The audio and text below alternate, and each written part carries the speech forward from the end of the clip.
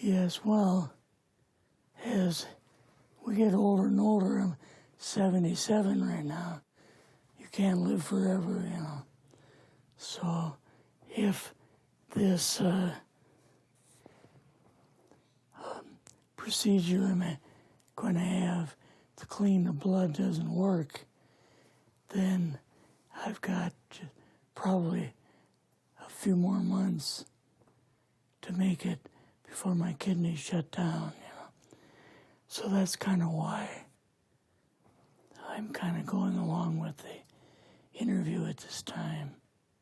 You're seeing that what you went through is just too important for people not to know about. Yeah. Yeah. Can you just, can we start at the beginning with your military career and just walk through what exactly your experiences were? I was drafted into the military and got into the U.S. Army. After that, I was sent to the Signal Training Center in eastern United States. What year would this be? 58.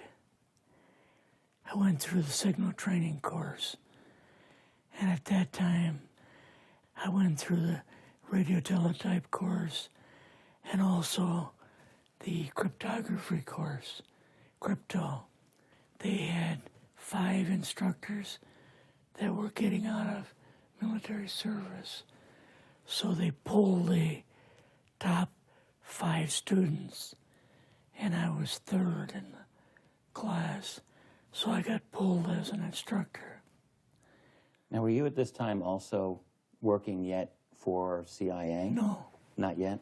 No. After one day, my boss came to me, and he said, how would you like to, make some extra money? And I said, oh, money is good.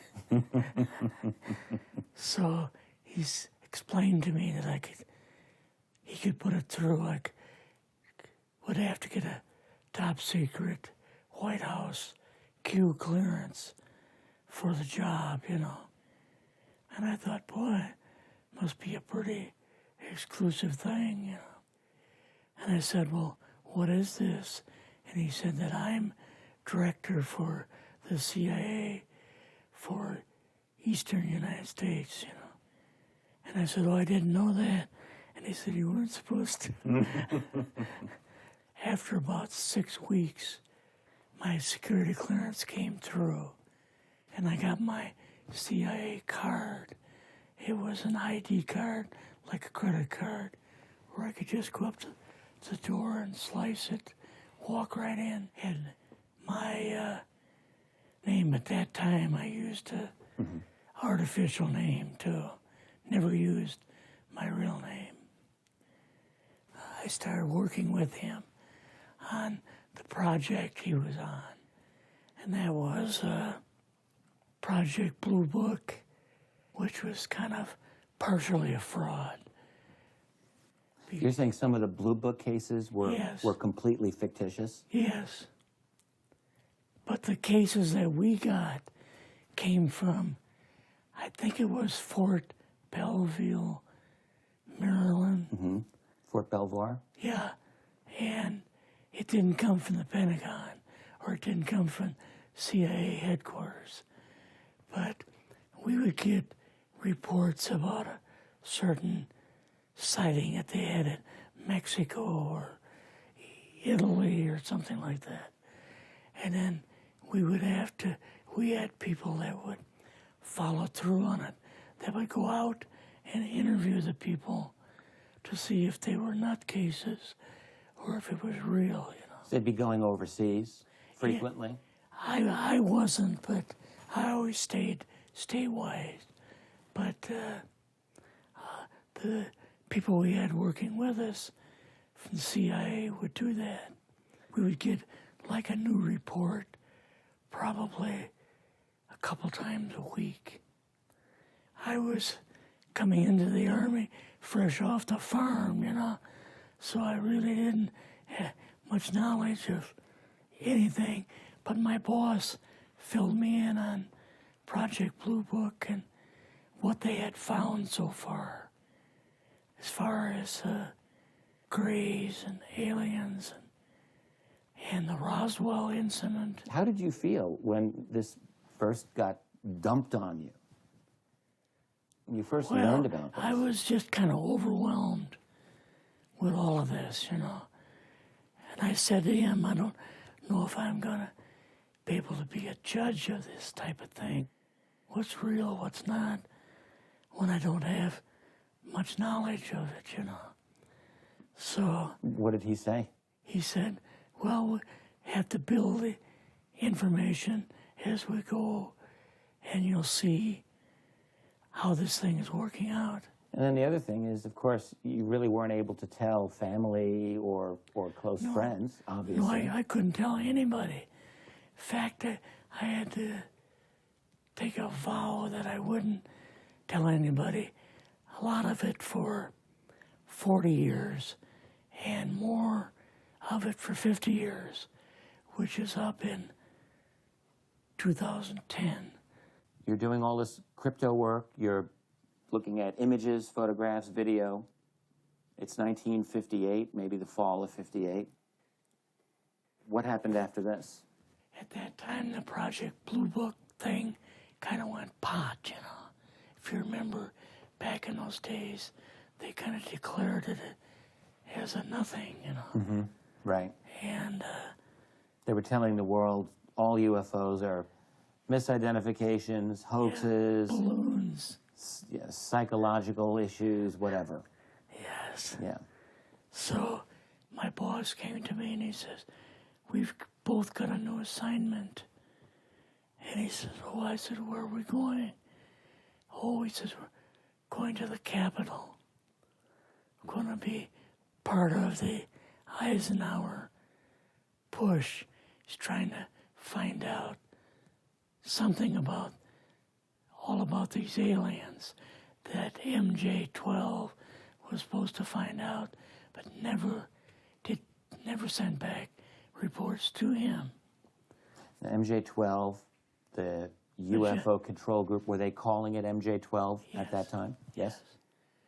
They called us in, went into the Oval Office, and President Eisenhower was there and Nixon, and they said, we called the people in from MJ-12 from Area 51 and S4, but they told us that the government had no jurisdiction over what they were doing. So being a general, past general, you didn't tell them to go to hell without any real good reason, you know. Mm-hmm. So he said, I want you and your boss to fly out there. I want you to give them a personal message. He says, I want you to tell them, whoever is in charge, tell them that to get in, they have this week, coming week, to get into Washington and to report to me. And if they don't, I'm going to get the First Army from Colorado, and we're going to go over, we're going to take the base over.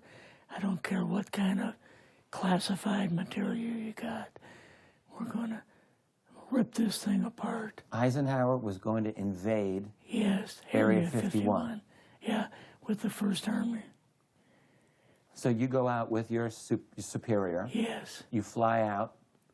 You land. What happens? Can you describe this whole process, what you saw? It took us the 13 or 15 miles south to S4 and like different garage door openings. Okay. And in these garage door openings, they had like different saucer crafts. The very first one had the Roswell craft in. It was kind of crashed up, but apparently every alien that was in it died except for a couple. So you see the Roswell craft, and what are some of the others that you see? Well, the Roswell craft was really strange because it looked like real heavy aluminum foil. We could rock next to it, and you could rock it. The whole thing probably weighed 150, 300 pounds. Could they tell what the source of power was of this craft? Yeah, it was like a reverse gravitational thing of some kind. In fact, one later on, I got the mathematical code for reversing gravity in a 3x5 card.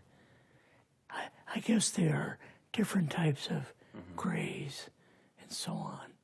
How did you see that evidence? Well, at the later on at S4, we viewed the autopsy film, and then the colonel said, "What we've got in here is we're interviewing a gray alien." All right, right there. How did you feel at that moment? Well, I thought, boy, we had no idea we were going to see the real thing. All we saw was film. You had to have a little bit of heart racing at that Yes. moment. My boss was able to go in and had a partial interview with him. So what did this gray alien look like? Could you describe him a little bit? This one looked a little bit oriental. So I'm just wondering if it looked almost human, what about this didn't look human? No, it didn't look human as far as the skin tone and basically the shape of it and the size. How was its head size compared with a normal human, for example? Brain was kind of a little bit bigger. And some of the nose was very, very small. And the ears were just like holes. Mouth was very small. Now, why were they bringing you out here at all, anyway, to see an alien? What was the point? To go back and tell the president they actually had one. So he did not know at this point No, if there was an alien No. at S4. no. What did you do then at Area? Were you done, or did you have other things to do at Yeah, so S4? basically we were kind of done, went back to Area 51. They took us into the main building, and there we saw a U-2, which of course we didn't know existed. And a model of the SR-71. Yeah, the Blackbird. So, but like I mentioned earlier, it was not a model of the current Blackbird, It was an earlier Blackbird, version. but an early version. Did you go directly to Washington after this? Yes. Or did you go somewhere else? How did they get, did you fly We regular airline? flew- Or We flew back to the commuter plane back to the air base, and then took President Eisenhower's Lockheed Electra back to Washington. you and your supervisor, Yeah. superior officer, and now you're meeting with the president? Yes. Can you describe this?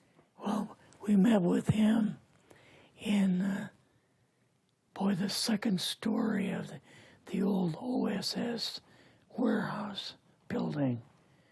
And Eisenhower and Nixon were there, and also Hoover was there. So he asked us what was going on, and we told him about the alien, the whole situation, and the black projects and so on. And he was just totally shocked. He appeared for the first time to be worried. You know, like he was worried. I would think that Eisenhower would, he certainly knew that flying saucers were real.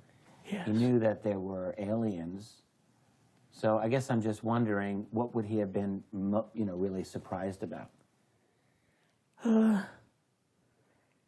Surprised about the black programs. Eisenhower said, got to keep this thing completely secret. You know, can't talk about this. Your actual name is, I mean, the name you grew up with, that was a different name than what you had in the... I never used it in the CIA at all. Now, what about today? You're going on the public record, and this is still sensitive information, even though earlier you talked about, you know, security oaths that maybe expire after a certain period of time. 50 years. But you're still concerned. Linda Moldenhauer's phone call, her phone was tapped, and they got my phone number, and through the telephone company, they were able to find me, and so on. When they found you, what happened? I was going to a grocery store. Two guys in a black suits come out of a black Lincoln town car and came over to see me. And they told me that I'd better not publish anything or talk to Linda about any more things. So at that time, I did, you know, I stopped. That was enough to intimidate you. Yes. Rather remain anonymous. Never show my face on anything. Really, thank you for doing this. Yes, this was, I guess, kind of a good idea because I feel much better having talked about it. I kind of feel like there's a load off my shoulders. Really? Because I had an awful lot of secrets that I had kept over the years.